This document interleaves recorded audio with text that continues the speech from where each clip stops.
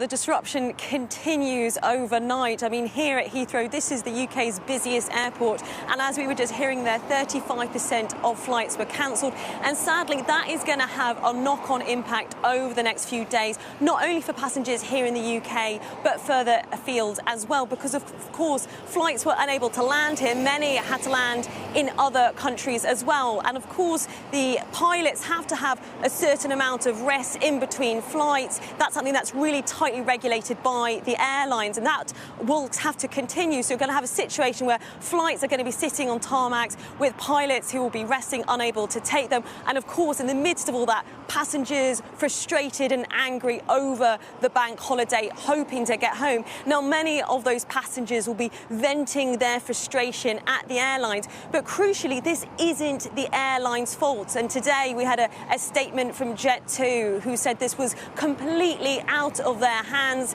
and they said that they will be offering a refund, but there will be many airlines today who will be frustrated at the situation and will be reluctant to offer any compensation to stranded and frustrated passengers because it's not their fault. It is the National Air Traffic Service's fault, and this isn't the first time this has happened, but the impact today will be felt for a few days now. And I think there's going to be serious questions asked about what happened in the first place to cause this glitch, which only lasted a few hours, but my goodness, the impact is going to be felt for a number of days now. And crucially, why the backup systems didn't come into place on one of the busiest days of the year. Now, we've heard from a number of apologies today from the National Air Traffic Service, but I think there'll be a lot of pressure from many people who will want to know exactly what happened. That information may never be made public. In the meantime, for passengers, there's good news for those flying from Gatwick. At least they are expecting a normal schedule operating tomorrow,